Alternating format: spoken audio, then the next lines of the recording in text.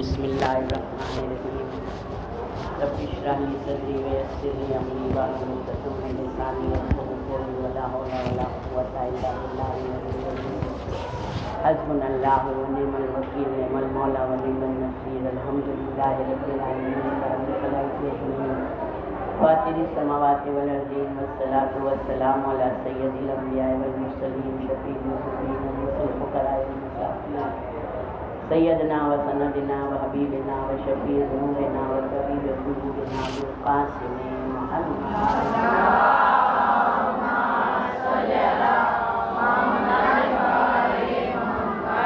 وعلی آلہ اہل بیت الطیبین الطاہرین المعصومین المظلومین ولعنۃ اللہ دائمۃ باقیۃ علی اعدائہم وقتلتهم اجمعین من الآن إلى قیام یوم الدین اما بعد فقد قال اللہ تبارک و تعالی فی کتابہ المجید والفرقان المبین بسم اللہ الرحمن الرحیم الحمد للہ رب العالمین باری الخلائق اجمعین فاطر السماوات والارض والصلاۃ والسلام علی سید الانبیاء والمرسلین شفیع المذنبین انیس الفقراء المساکین سیدنا و سندنا و حبیبنا و شفیع ذنوبنا و طبیب قلوبنا بالقاسم محمد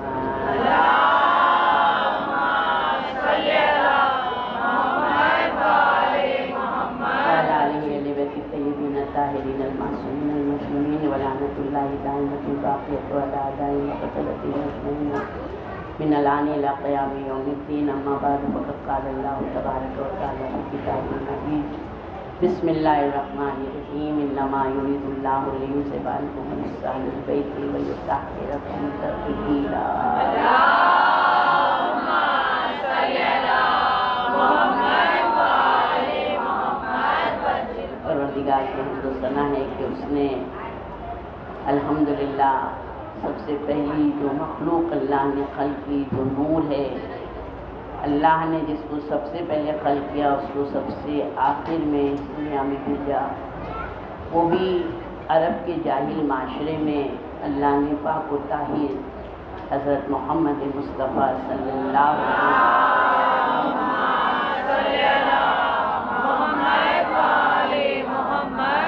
جنہوں نے آ کے عرب کے جاہل معاشرے کو ہدایت کی، جنہوں نے ہدایت قبول کی وہ یقیناً نجات یافتہ ہوئے، دنیا میں بھی ان کو اللہ نے عزت اور شرف بخشا اور آخرت میں بھی ان کی نجات دی۔ اللہ کا ہم شکر ادا کرتے ہیں کہ الحمدللہ اس نے ہم کو اہل بیت علیہ السلام کی ولایت دی، ان کی محبت دی، آج اس صف اعضاء پر بیٹھنے کی ہم کو توفیق دی۔ 2 ربیع الاول ہم لوگوں نے مسلسل 2 مہینے مجلسیں کی ہیں۔ ایک محرم سے جو ہمارا طریقہ تھا، جو ہمارا طریقہ کام کا تھا، کیا اس 2 مہینے میں ہم میں کوئی تبدیلی آئی ہے؟ اگرچہ ہم میں تبدیلی آئی ہے تو شاید ہماری کوئی نہ کوئی مجلس اللہ کی بارگاہ میں قبول بھی ہوگی، اور اگر ہم میں تبدیلی نہیں آئی تو ہمارا مجلسیں کر کے کوئی فائدہ نہیں۔ جب یہاں والوں کو پتہ ہے کہ مقامی لوگ جس وقت ذاکرہ یا ذاکر بیٹھ جاتا ہے منبر پر تب وہ لوگ آتے ہیں، اور ابھی تھوڑی دیر میں امام بڑا بھر جائے گا، مجلس میں آنے کا یہ شرف ثواب کا سبب نہیں بنے گا، یہ سبب نہیں بنتا ہے مجلس کا۔ تو جب صاحب خانہ کو پتہ ہے کہ مقامی لوگ آئیں گے ہی نہیں پہلے سے، تو ان کو چاہیے کہ ذاکرہ کو بٹھا دیں۔ مجلس کا اعلان 2 بجے کا ہے، بہت سی روایتوں میں ہے، کوئی آئے نہ آئے، ہم سب جانتے ہیں ہمارا مذہب کتابی مذہب خالی نہیں ہے، الہی مذہب ہے، ہمارا سلسلہ آسمان والوں سے جڑا ہوا ہے، ملائکہ کا سلسلہ جاری رہتا ہے۔ ہم کربلا نہیں پہنچ سکتے، کربلا والے کو ہم نے مہمان کیا ہے۔ ہم نے امام حسین علیہ السلام کی مجلس رکھی ہے تو امام حسین علیہ السلام کے مہمان امام حسین کے عزادار ہیں، تو جتنا بلند ہمارا امام ہے اتنا بلند میزبان ہونا، میزبان ہے تو مہمان بھی اتنا بلند ہونا چاہیے۔ ایک صلوات بھیجیے۔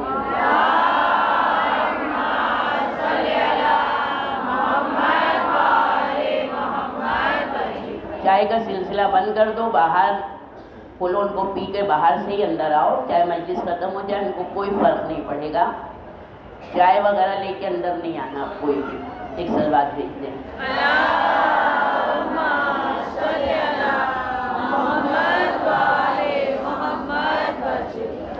رسول اللہ دنیا میں آئے ہی تھے اخلاق کی تعلیم دینے کے لیے۔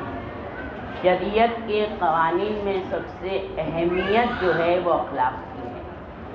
معاشرے میں اگر اخلاق بلند ہوگا، اخلاق اگر اچھا ہوگا تو وہ معاشرہ جو ہے سالم معاشرہ کہلاتا ہے، ترقی یافتہ معاشرہ کہلاتا ہے۔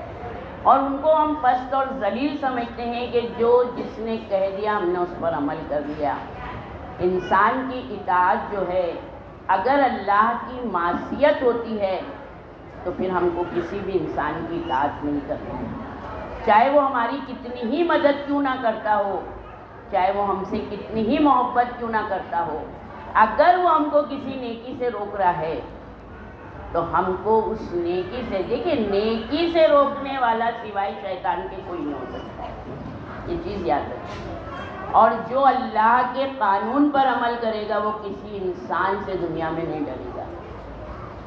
ہم غریبی سے ڈرتے ہیں کہ ارے وہ ہماری ہر مہینہ مدد کرتا ہے، اگر ہم اس کی بات نہیں مانیں گے تو وہ ناراض ہو جائے گا، وہ ایک ناراض ہوگا چل جائے گا، مگر اگر اللہ ناراض ہوا، ہمارا امام ناراض ہوا، رسول اللہ ناراض ہوئے تو ہم کہاں جائیں گے؟ اللہ نے اگر اس کی ناراضگی میں اگر ہم نے اللہ کی خوشنودی میں اس کی اطاعت نہیں کی تو اللہ ایک راستہ بند کرتا ہے، 100 راستوں کو کھولتا ہے۔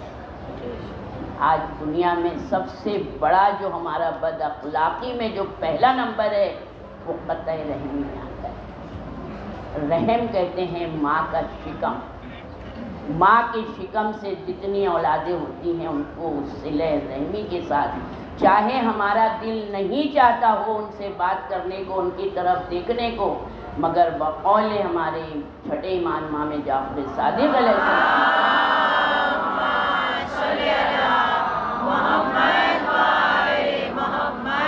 جب امام کے چچا، امام کے بھائیوں نے امام سے دغا کی تو امام نے ان کے پاس گھر نہیں تھا، ان کو دور اپنے گھروں سے گھر دلایا، ان کا راشن پانی بھرا۔ تو جب صحابیوں نے کہا مولا وہ تو آپ کے دشمن ہیں، تو امام نے کہا یقیناً وہ دشمن ہیں مگر ہیں تو میرے بھائی، میرے چچا۔ کیا رسول کی حدیث نہیں سنی؟ اس صلہ رحمی کرنا ہے، اس لیے میں نے ان کو اپنے سے گھر دور دلائے ہیں تاکہ میرا رشتہ قائم رہے۔ کم سے کم سلام اور دعا سے ہم کو رکھنا ہے، اگرچہ قطع رحمی جو بھی کرتا ہے، جو قطع رحمی کرے گا اس کی عمر کم ہو جائے گی، جو قطع رحمی کرے گا اس کا رزق اڑ جائے گا، کبھی بھی قطع رحمی کرنے والا خوش نہیں رہے گا۔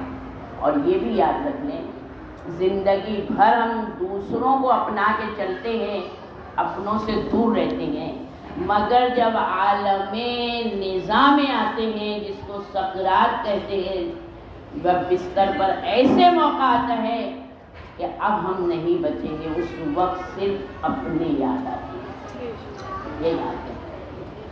اس وقت ہم چاہتے ہیں کوئی ہمارا آ جائے، ہمارے لیے دعا کرے تاکہ ہماری یہ منزل آسان ہو جائے۔ تو ہم اس منزل کی آسانی اگر چاہتے ہیں تو دنیا میں ہم اس طرح کی زندگی نکالتے ہیں۔ مومن کے لیے امتحان ہے کی دنیا میں۔ امام کہتے ہیں ایک ٹھوکر بھی اگر تم کو لگی ہے تو وہ تمہارے گناہ کا کفارہ ہے۔ تو اگر اپنے عزیز کی بات سن کے اگر ہمارا دل لہو لہو ہوتا ہے تو کوئی نہ کوئی ہمارا بڑا گناہ اللہ معاف کرتا ہے۔ اگر ہم اس چیز کو جان لیں تو پھر ہم کبھی کسی سے قطع نہیں کریں گے۔ صلوات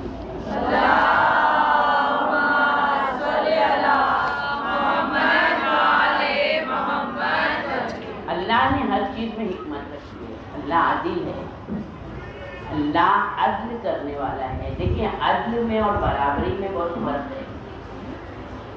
یہاں کے اوپر برابری وہی ہوگی کہ جب مجلس ختم ہوگی تو سب کو تبرک ایک ایک بڑھ جائے گا، یہ برابری ہے، کیونکہ سب عزادار ہیں، سب عزادار ہیں، سب کو ایک ایک تبرک ملے گا، برابر سے ملے گا، اس کو برابری کہتے ہیں۔ مگر جو پہلے آیا ہے معصومین کے نظر میں اس کا درجہ بلند ہوگا، جو اس کو شرف ملے گا جو آخری میں آیا اس کو نہیں ملے گا۔ مجلس عزا کا یہ صف عزا جو ہے، جس کو ہم بہت ہی معمولی سمجھتے ہیں، مگر جب ہم مریں گے نا اس وقت احساس کریں گے کہ کاش ہم نے اس صف عزا پر بہت زیادہ وقت بتایا ہوتا۔ جتنی دیر بیٹھتے ہیں ہمارا کریم ابن کریم امام، ان کے صدقے میں اللہ ہمارے بہت سے گناہوں کو معاف کر دیتا ہے۔ ہم تو گناہوں کا پتلا ہے، کچھ جان بوجھ کے کرتے ہیں تو کچھ بہت سارے انجانے میں گناہ ہوتے ہیں جس کا کوئی علم ہی نہیں کہ یہ گناہ ہے۔ تو وہ پروردگار اگر عدل سے کام لے، ہم کو ہر گناہ کی سزا دے دے تو ہماری کیا ہوگی؟ زندگی بولیں گی نہیں بن سکتی ہے۔ ہر چیز میں حکمت ہے، اور اللہ دنیا میں بھی جزا دیتا ہے، آخرت میں بھی دے گا، مگر کچھ گناہ ایسے جن کی سزا دنیا میں ملتی ہے آخرت میں نہیں ملے گی۔ ایک نبی بیٹھے ہیں، ایک کنواں ہے مگر وہ پیڑ کے سائے میں بیٹھے ہیں۔ ایک شخص آیا، بہت زیادہ سواری کر کے آیا تھا، تھکا ہوا تھا۔ اس نے آیا، کنویں کے پاس پہنچا، اس کے پاس پیسوں کا پوٹلا تھا۔ اس نے اس پوٹلی کو ایک جگہ رکھا، سامان رکھا، منہ ہاتھ دھویا، پانی پیا، فریش ہوا، چلا گیا، سامان لے گیا، پیسے کی پوٹلی وہیں رہ گئی۔ یہ دیکھ رہے ہیں اللہ کے برگزیدہ ہیں۔ ایک دوسرا جوان آیا، اس نے بھی اسی طرح پانی وغیرہ پیا، اس نے دیکھا پیسوں کا پوٹلا وہ لے کے چلا گیا۔ اس کے بعد ایک بوڑھا شخص آیا، اب اس نے آیا، بہت تھکا ہوا تھا، اس نے بھی منہ ہاتھ دھویا، پانی پیا، وہ جگہ بیٹھ گیا جہاں پہلے نے پیسے کا پوٹلی رکھی تھی۔ اب وہ شخص آیا، ادھر ادھر ڈھونڈنے لگا، ضعیف کو دیکھا، کہا یہاں میرے پیسے تھے۔ ضعیف نے کہا میں نے تو نہیں دیکھا۔ جس نے یہ پیسے چھوڑ کے گیا تھا اس نے اس بوڑھے کو قتل کر دیا۔ اب یہ دیکھنے والا شخص کہتا ہے لے جانے والا کوئی اور مارا گیا، بیچارہ بوڑھا۔ اللہ کے نبی تھے، اللہ نے وحی کی، پروردگار یہ کیا حکمت ہے؟ پیسہ کوئی اور لے گیا، مارا گیا کوئی اور، تاکہ جس کا پیسہ تھا اس کے باپ نے قرض لیا تھا، اس سے جو پیسہ لے کے گیا ہے، باپ مر چکا ہے، اس کا بھی باپ مر گیا تو اس نے اپنے باپ کا قرض وصول کیا، اور جس کو اس جوان نے مارا ہے بوڑھے کو، تو اس بوڑھے نے اس جوان کے باپ کو اپنی جوانی میں مارا تھا، جو دنیا میں ہی قتل کا بدلہ قتل ہو گیا۔ تو اسی طرح جو ہم دنیا میں بو رہے ہیں، مرنے سے پہلے کاٹیں گے۔ هل جزاء الاحسان الا الاحسان۔ اگر گیہوں بوئیں گے تو گیہوں کاٹیں گے، چاول بوئیں گے تو چاول کاٹیں گے، کانٹے بوئیں گے تو کانٹے ہی کاٹیں گے۔ ایک سلوات بولتے ہیں،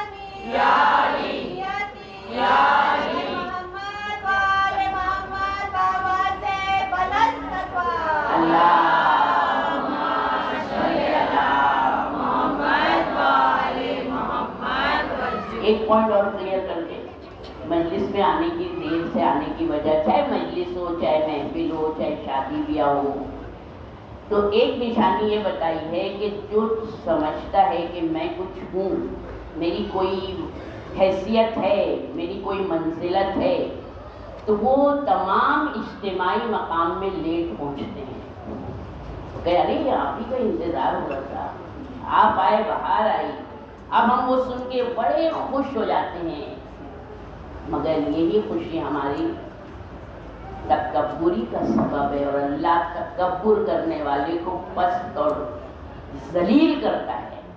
یہ یاد رکھیں، جس چیز سے ہم خوش ہوتے ہیں وہ اللہ کی نظر میں اچھی ہر انسان اپنی تعریف سن کے بڑا خوش ہوتا ہے، مگر یہ سوچے پروردگارا یہ نہیں جانتا ہے کہ میرے میں کیا برائیاں ہیں، صرف تو جانتا ہے۔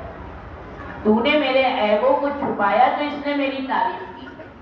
پروردگارا تو میرے گناہوں کو معاف کر، جس طرح یہاں میرے عیبوں کو چھپایا ہے حشر میں بھی میرے عیبوں کو چھپا لے۔ ہم کو اس طرح سے دعائیں کرنا ہے۔ ہم تو کیا کرتے ہیں، اللہ گھر بہت چھوٹا ہے بڑا دے دے، اللہ میرے بچے کو روزی میں برکت دے دے، اللہ اچھی جاب دے دے، یہ سب دنیا کی دعائیں مانگتے ہیں، مگر ہم کو آخرت کی دعا مانگنا چاہیے۔ ہم لوگوں کو آخرت میں نہیں، بھائی ہم کو دنیا کے لیے تو پیدا نہیں کیا گیا ہے۔ امام کہتے ہیں کہ لوگ دنیا میں آسائشیں ڈھونڈتے ہیں، آرام ڈھونڈتے ہیں، مگر آرام اور آسائش کے لیے جنت ہے، دنیا نہیں ہے۔ دنیا کانٹوں بھری سیب ہے، دنیا آفتوں اور بلاؤں کی جگہ ہے، جیسے قبر سانپ اور بچھوؤں کا ڈیرا ہے۔ قبر میں حشرات الارض ہیں۔ جس وقت زمین سے کہا کہ کیا تیرے قریب سانپ ہے، تو زمین مرنے والے سے کہتی جب تم آتے ہو تو سانپ بچھو لے کر آتے ہو، ورنہ میرے پاس سانپ بچھو نہیں تھے۔ تو اگر ہم نے اچھائیاں کی ہوں گی تو سانپ بچھو نہیں آئیں گے ہماری قبر میں، مگر برائی کریں گے تو سانپ بچھو ہم ہی لے کے جاتے ہیں قبر میں۔ تو جب ہم کو اتنی اچھی مجلسیں ملی ہیں تو ہم اس کو صحیح معرفت کے ساتھ میں مجلسیں کریں۔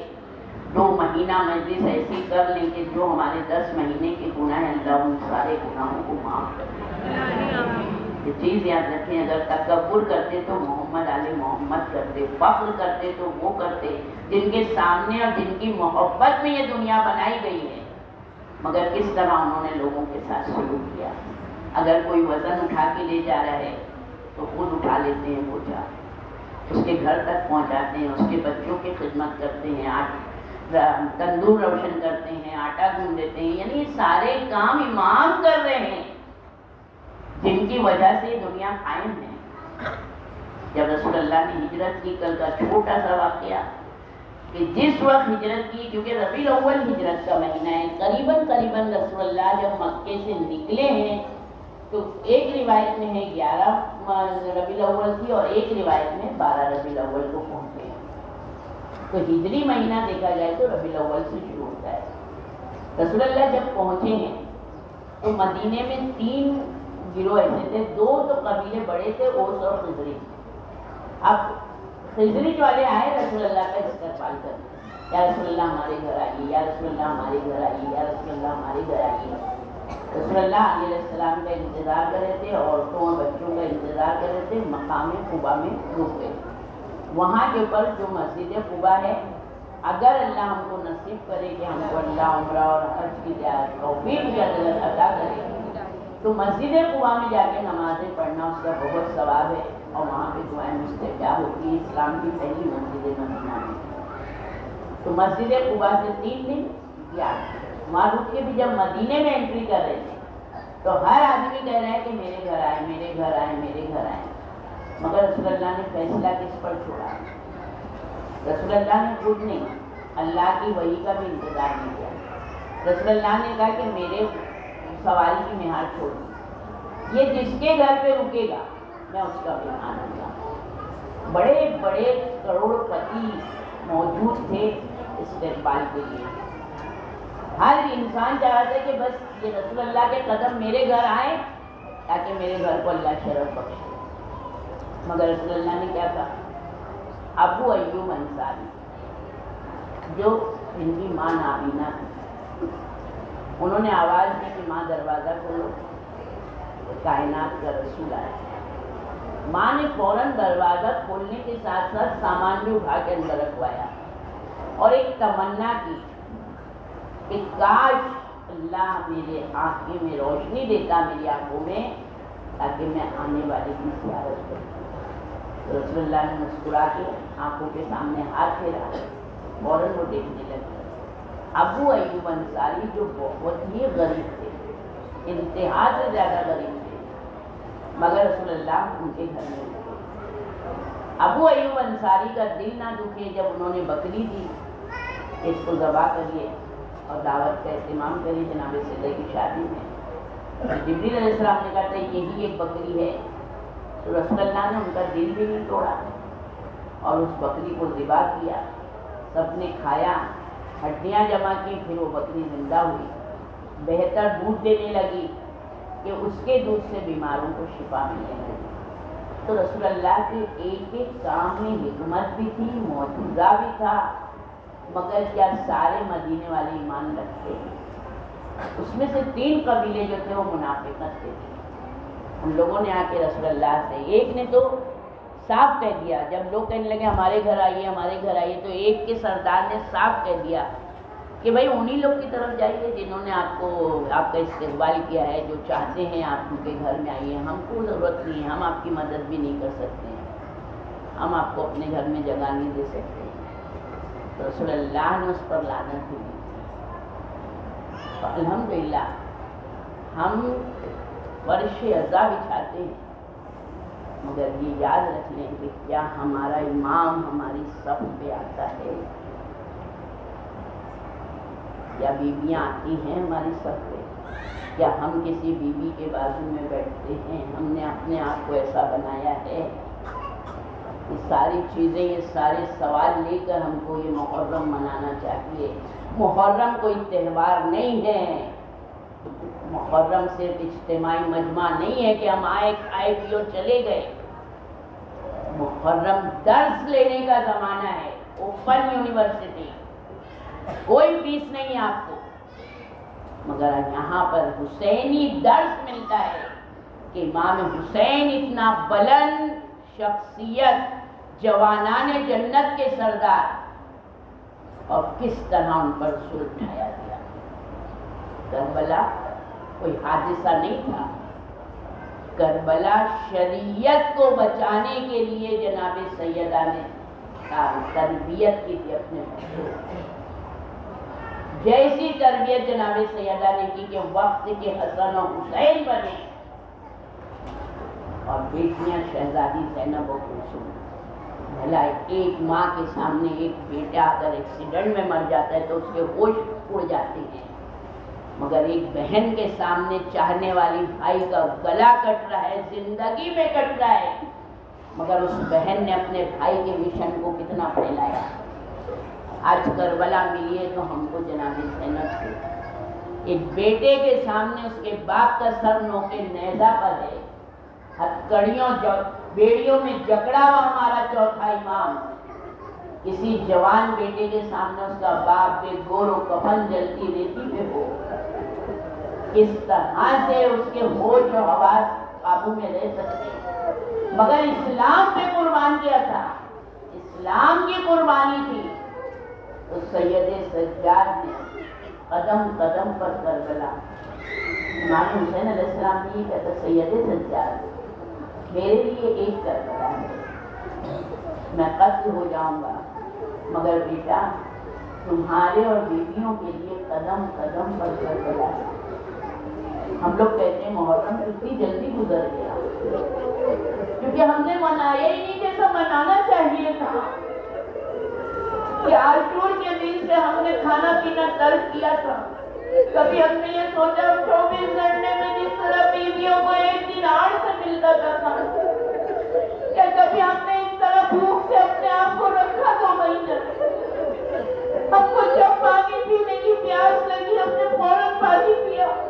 کبھی ہم نے یہ سوچا کہ ذرا ہم بھی محسوس کریں کہ میری بیویوں کو پانی نہیں ملتا تھا، دھوپ کی شدت تھی، جہاں کہیں بھی لشکر پھیلاتے تھے ملعون، خود خیمہ لگا دیتے تھے، سائے میں بیٹھتے تھے، پانی پیتے تھے، کھاتے تھے، مگر قافلے کے چھوٹے چھوٹے بچے دھوپ میں ہوتے تھے۔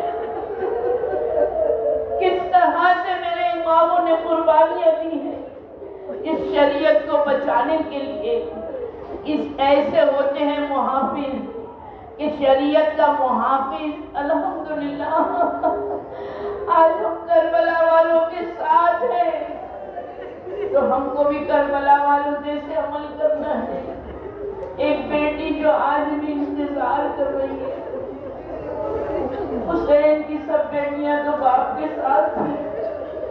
جب سکینہ کو یزید نے حکم دیا تھا کہ قید تنہائی ہو، سید سجاد نے گود میں لیا تھا کہ سکینہ سب سے رخصت ہو لو، تو سکینہ نے ایک جملہ کہا تھا، بھیا جب مدینے جائیے گا تو سغرا سے میرا سلام کہیے گا اور کہیے گا اچھا ہوا سغرا جو تو ہمارے ساتھ نہیں آئی، اگر کربلا آتی تو تماشے کھاتی، تازیانے کھاتی، کان کے بندے چھنے ہمارے زخمی ہوئے کان، میرا پورا جسم لہو لہان ہے۔ تو وہ سغرا اپنے بابا کی، اپنے بھائی کی، اپنے چچا کی یاد میں آج بھی منتظر ہے میرا بابا آئے گا۔ اللہ کسی بیٹی کو ایسا منتظر نہ بنائے۔ عاشور کے دن جس وقت علی اکبر اذان کے لیے امام نے کہا علی اکبر اذان دو، جیسے ہی اللہ اکبر کہا، ایک مرتبہ جناب زینب قرآن پڑھ رہی تھی، قرآن بند کر کے کہتی ہیں اماں فضا کس کی آواز ہے؟ کہا علی اکبر اذان دے رہا ہے۔ کہا میرے بھیا سے کہو اکبر سے کہیں اذان ذرا زور سے دے، ہم بھی سن رہے ہیں۔ امام آئے، علی اکبر اذان ذرا زور سے دینا، میری بہنیں خیمے میں سن رہی ہیں۔ جناب علی اکبر کہتے ہیں بابا کون؟ کہا خیمے میں میری بہنیں۔ پھر آہستہ سے کہا بابا کون سن رہا ہے؟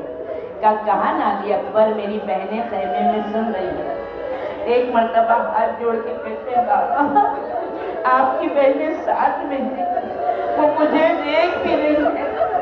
بابا میری بہن مدینے میں میرے قدموں کے نشان پر، بابا میں یہاں پر اذان دوں، سغرا مدینے میں سنے۔ امام نے اپنی 2 انگلیاں کا اس کے درمیان دیکھو، کہیں سغرا نظر آ رہی ہے؟ کہا نہیں بابا۔ نانا کی قبر پہ؟ کہا نہیں بابا۔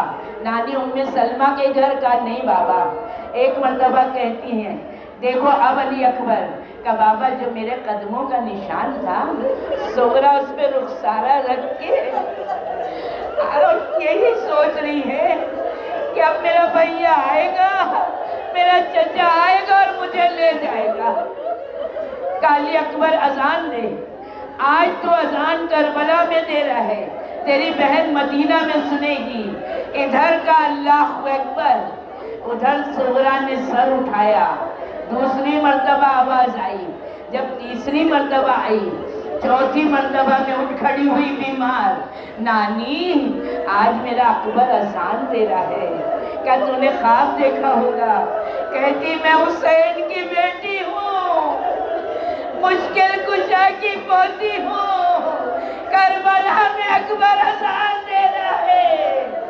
ارے امام نے سنا دیا، سغرا اب اس کے بعد علی اکبر کی آواز نہیں آئے گی، اب قیامت میں بہن بھائی ملیں گے۔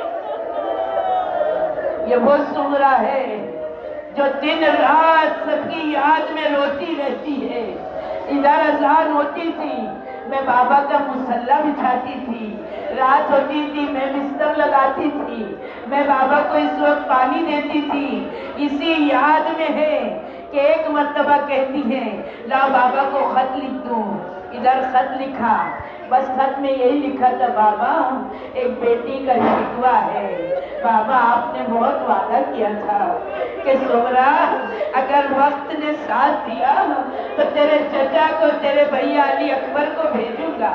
بھیا بابا اب تو آنکھیں پتلا گئی، بابا اب تنہائی سے میں اکتا گئی ہوں، اب میری موت قریب ہے، بابا میری طرف سے سب کو سلام کہیے گا۔ اور بابا اتنا ہی ہے کہ میں انتظار کر رہی ہوں، یہ انتظار میری موت میں نہ بدل جائے۔ سب کو سلام کہا اور کہا بابا سب سے زیادہ علی اصغر کی یاد آتی ہے، بابا میری طرف سے علی اصغر کو پیار کیجیے گا۔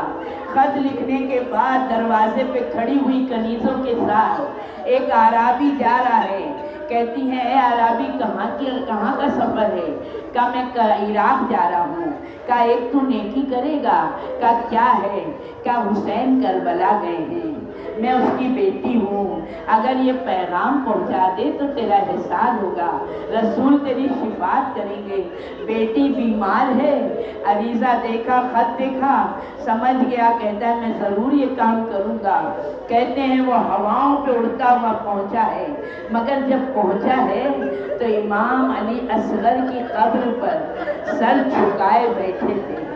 ایک مرتبہ اس نے دیکھا ایک طرف سارے دشمن کھڑے ہیں، ایک طرف ایک شخص جھکا ہوا بیٹھا ہے، بڑھ کے پیچھے سے کھڑا ہوا، السلام علیکم یا عبد اللہ۔ جیسے ہی سلام سنا میرے امام نے جواب دیا کہ آنے والے تو نے مجھے لائق سلام سمجھا جبکہ سارا دشمن زمانہ بنا ہوا ہے؟ کہتا ہے آپ کی بیٹی کا قاصد ہوں۔ میرا امام ہاتھ بڑھایا، خط دیا۔ جتنی سخت علی اکبر کی شہادت ہے اتنا ہی سخت صغرا سے وصال ہے۔ صغرا سے جدائی امام کے لیے بہت سخت ہے۔ امام نے جملہ کہا تھا فاطمہ صغرا سے، صغرا نہ رو، تیرا بابا بھی دل رکھتا ہے اور دل میں درد رکھتا ہے۔ صغرا تیرا بابا تجھے تنہا چھوڑ کر جا رہا ہے، اللہ کا حکم ہے، اس کی مرضی پہ اللہ کی راضی ہوں، یہ میرا امام ہے۔ صغرا کا خط لیا، آنکھوں سے لگایا، بیٹی کی تحریر دیکھی، بہت روئے۔ امام آئے عباس کی لاش پر، کب قاصد یہ صغرا کا چچا ہے، عباس صغرا نے خط بھیجا ہے، تم کو سلام کا ہے، صغرا تمہارا انتظار کر رہی ہے، عباس کہو کیا لکھوں صغرا کو؟ علی اکبر کی طرف آئے، کہ اکبر صغرا انتظار کر رہی، کیا لکھوں؟ ایک ایک لاش کے سے سوال پوچھتے رہے۔ ایک مرتبہ قاصد کہتا ہے کہ صغرا نے زبانی پیغام دیا تھا، کہتی ہے میرا چھوٹا بھیا پیروں چلتا ہوگا، گھٹنیوں چلتا ہوگا، اس کو میری طرف سے پیار کر دینا، تو میرے مولا میں اس کو پیار کر دوں۔ امام قبر پر آئے، کہ قاصد تجھے آنے میں تھوڑی دیر ہو گئی، ابھی ابھی میں نے اصغر کو دفنایا ہے۔ اللہ اللہ، بیویوں کو خط سنایا۔ قاصد سے کہا، قاصد کہتا ہے مولا میں اپنی جان آپ کے قدموں میں۔ امام کہتے ہیں تو میری بیٹی کا قاصد ہے، ہمارے انتظار میں میری بچی بھول رہی ہے، تو اس کو پیغام دے دے، اب تیرا بابا قیامت میں ملے گا، بابا کچھ دیر کا مہمان ہے، جلدی سے تو اس صحرا سے نکل جا، ورنہ میری آواز ہے استغاثہ پر، تیرے لیے عذاب ہو جائے گا۔ کہتے تیزی سے نکلا ہے، ادھر وہ صحرا سے نکلا، ادھر آواز آئی، الا قتل الحسین بے کربلا، الا ذبح الحسین بے کربلا۔ نانی ام سلمہ کے پاس جو حسین مٹی دے گئے تھے، جو رسول اللہ نے مٹی دی تھی، وہ جیسے ہی خون بنی، کہتے ہیں نانی ام سلمہ فوراً صغرا کے پاس آئی، جیسے کہ یتیم بچی کے سر پہ ہاتھ ڈالتے صغرا کو گود میں بٹھایا۔ آئے صغرا، کہتی نانی خیر کہ میرا بابا مارا گیا، صغرا تیرا بابا نہیں آئے گا، میں کہوں گی صغرا ارے گھر والوں نے مردہ دیا، سر پر شفقت سے ہاتھ پھیرا، سکینہ کو سوائے تازیان و تماشوں کے ارے کسی نے بھی تسلی نہیں۔